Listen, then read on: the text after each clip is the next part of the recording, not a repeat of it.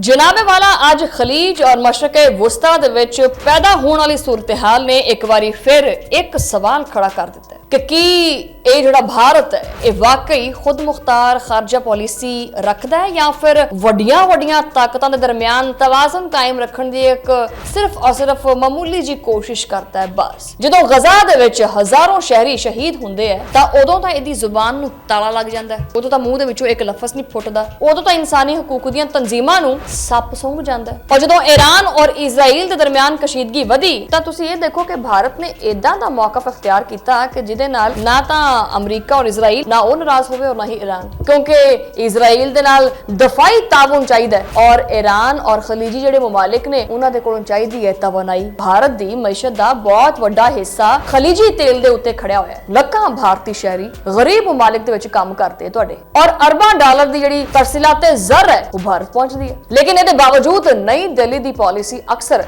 सिर्फ और सिर्फ रिएक्शन दे उत्ते आंदी है।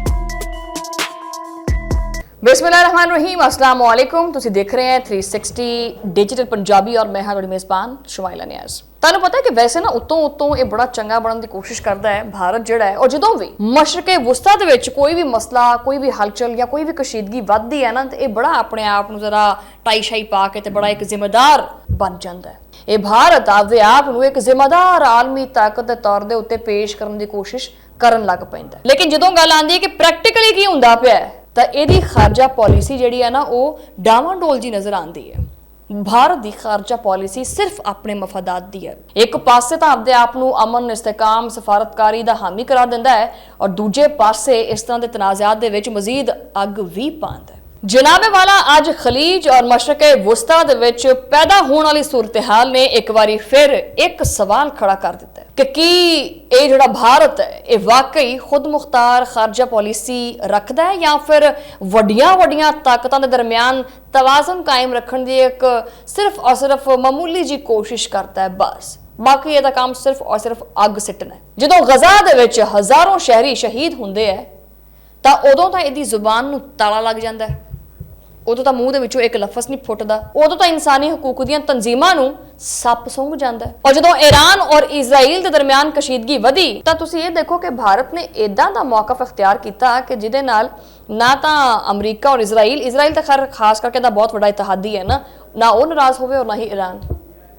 क्योंकि इजराइल दे नाल दफाई ताउन चाहिदा है और ईरान और खलीजी जिहड़े मुमालिक ने उन्हां दे कोलों चाहिदी है तवानाई।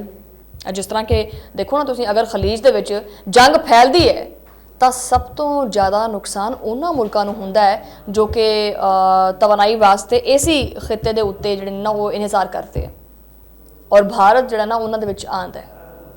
और इहदे बावजूद भारत ने कदी भी ऐसी कोई सफारती जिहड़ी क्यादत हुंदी है ना या सफारती लिहाज से तो कोई कोशिश जिवें कि पाकिस्तान ने कोशिश की है वो कोशिश की होवे कि जिहड़ी ये जंग है रुक जाए वो किते नज़र नहीं आई है। विचे विचे चाहता है कि ये जंग रुक जाए क्योंकि इहदी तवानाई का बहुत बड़ा हिस्सा इन्हां जगहों के उत्ते आंदा है। भारत की मईशत का बहुत वड्डा हिस्सा खलीजी तेल के उत्ते खड़िया होया है। लखां भारतीय शहरी गरीब मुमालिक दे विच काम करते तुहाडे और अरबां डॉलर की जिहड़ी तरसीलाते ज़र है वो भारत पहुंचती है, लेकिन इहदे बावजूद नई दिल्ली की पॉलिसी अक्सर सिर्फ और सिर्फ रिएक्शन के उत्ते आती है, पेशगी मुनसबाबंदी या असूली सफारतकारी के उत्ते नहीं आती। जदों मशरक़े वुस्ता दे विच ये जंग लगी हुई सी और ये अग लगी हुई सी तां भारत बिल्कुल खामोश बैठा सी, चाहता यह सी कि मामला हल हो जाए और इसकी तवानाई बहाल हो जाए, लेकिन इन्हें सफारती महाज के उत्ते कोई भी कारकर्दगी नहीं दिखाई और इहदे उत्ते खुल के कोई मौकफ इख्तियार नहीं किया। क्यों?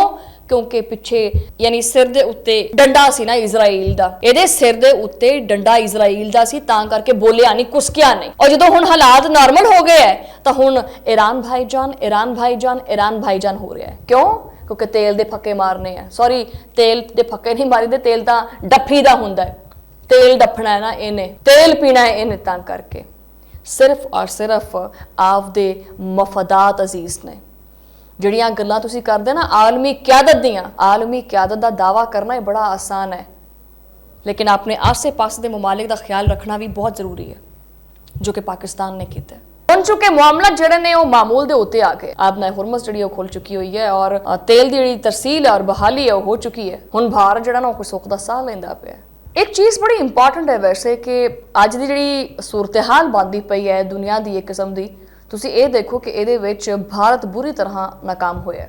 यानी ਇਹਦੀ ਖਾਰਜਾ ਪਾਲਿਸੀ ਜਿਹੜੀ ਹੈ ਉਹ ਪਹਿਲੇ ਜਿਹੜੀ ਟਕੀ ਛੁਪੀ ਸੀ ਉਹ ਪੂਰੀ ਦੁਨੀਆ ਦੇ ਸਾਹਮਣੇ ਬੇਨਕਾਬ ਹੋ ਚੁੱਕੀ ਹੈ ਕਿ ਭਾਰਤ ਦੀ ਖਾਰਜਾ ਪਾਲਿਸੀ ਸਿਰਫ ਔਰ ਸਿਰਫ ਆਪਦੇ ਜ਼ਾਤੀ ਮਫਾਦਾਤ ਤੱਕ ਮਹਦੂਦ ਹੈ। ਔਰ ਇਹ ਤੁਹਾਨੂੰ ਕੀ ਲੱਗਦਾ ਕਿ ਇਜ਼ਰਾइल ਦਾ सक्का या इजराइल ਇਹਨਾਂ सक्का है? नहीं। दुबई की भारत का सक्का है? नहीं। सऊदी अरब की भारत का सक्का है या भारत सऊदी अरब का सक्का है? नहीं। हर मुल्क के अपने अपने मफादात होंगे है, पाकिस्तान के भी मफादात होंगे है, लेकिन पाकिस्तान सिर्फ और सिर्फ आपदे मफादात दे करके बहुत सारी चीज़ों दाव के उत्ते नहीं लाता।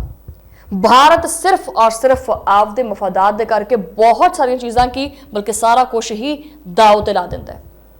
मेरे ख्याल च अगर भारत को अपनी आवाम को भी दाव ते लाना पिया तो ला लेगा। ਅੱਜ ਮਸ਼ਰਕ ਵਸਤਾ ਦੀ ਸੂਰਤ ਹਾਲ ਦੇ ਵਿੱਚ ਭਾਰਤ ਅਚਾਨਕ ਵਿੱਚੋਂ ਨਿਕਲ ਕੇ ਤੇ ਆਪਦਾ ਰਾਗ ਜਿਹਾ ਲਾਪਣ ਲੱਗ ਪਿਆ ਹੈ, ਲੇਕਿਨ ਇਹਦੇ ਵਿੱਚ ਸਭ ਤੋਂ ਕਲੀਦੀ ਕਿਰਦਾਰ ਕਿਹਨੇ ਅਦਾ ਕੀਤਾ ਹੈ ਉਹਦੇ ਵਾਸਤੇ ਬੋਲਣ ਦੀ ਜ਼ਰੂਰਤ ਨਹੀਂ ਹੈਗੀ।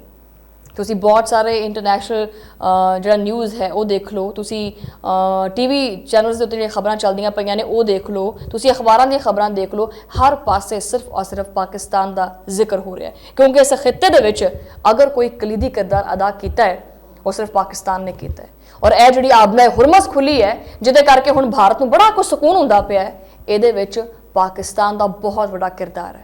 बहरहाल व्लॉग करते हैं खत्म, आपां इत्थे तुहाडे नाल मुलाकात होएगी अगले व्लॉग दे विच, उदों लई अल्लाह निगहबान।